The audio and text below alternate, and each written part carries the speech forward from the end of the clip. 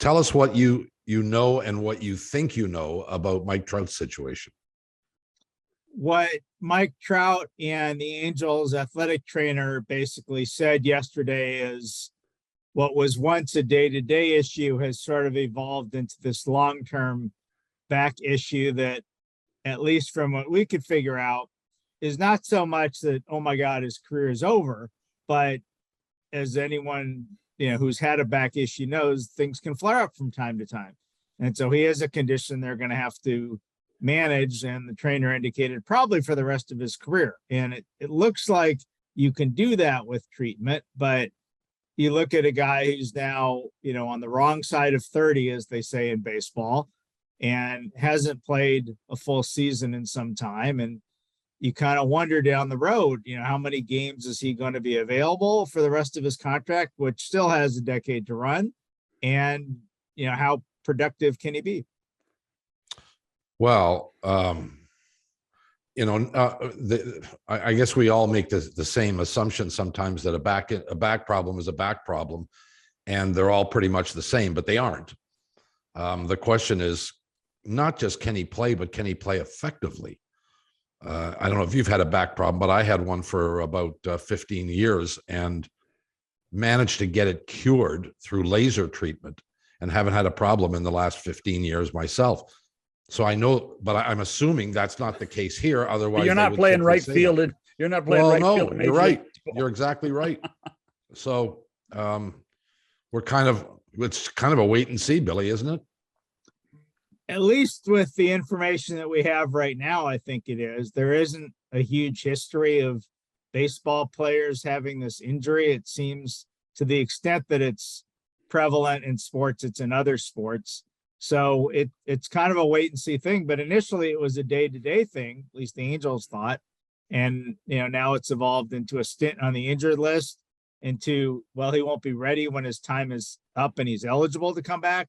So the Angels and their fans know that Trout had an issue last year. It wasn't a back issue, but was a similar thing where, okay, he'll be back any day now, a couple weeks, ended up missing the rest of the season. So Trout said yesterday he's confident he's not going to miss the rest of the season. And that's kind of about all we know. And unfortunately, again, it's not as if he has to rush back to be at a pennant race. No, the one thing I would say, Bill, is that, like, this guy, he's so injury prone and has been for a long time. I mean, this contract Artie Moreno must be just livid at what's gone on with this franchise and because of the Trout contract. I don't know about the injury prone. I tend to reserve that for the kind of injuries that keep coming up over and over in the same area. And this especially seems like a rare condition, but you're right. He hasn't played the full complement of games in some time. As far as Artie Moreno being livid, if he should be livid at anyone, it's the people that put together the Angels, because when you've had Mike Trout for a decade and you haven't won a single playoff game in that time, I don't think the finger of blame should be pointed at, one of the best players ever to play Major League Baseball. It should be pointed at the idea that you can't win with one guy, or now with Ohtani with two guys. And, just think of how many other teams say, wow, you start with Trout and Ohtani, you must be pretty good. And yeah, like, not only are the Angels, not going to get into the playoffs this year, like, they're not even close. I probably should know this, but has Trout spent any time as a DH, or have they contemplated moving him to first base at some point? And I'm not even sure whether that would help given the nature of this injury, but have they gone down that road at all? The DH role isn't an option so long as Ohtani is here. In spring training, when Joe Maddon was still managing the Angels, he said at the very beginning of camp, in answering just a question from a reporter, have you thought about moving Mike Trout to left field? His defensive metrics are not what they once were. Again, get older, maybe lose a little speed. And the Angels had in Brandon Marsh, a young and up and coming outfielder who's very, very good defensively. And Maddon said, sure, we thought about it, because of course you talk through everything. Yeah. Well, then they talked to Mike Trout about it, which unfortunately was after Joe Maddon said that publicly instead of before.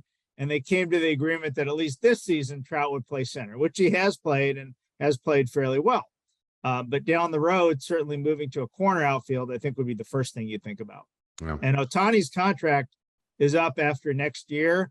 Most people don't think he's going to stay in Anaheim if the team doesn't win, which again, it's not. So that in a weird way could open up DH. You want to guess where he goes? Because in any conversation about any player, the Dodgers come into the conversation.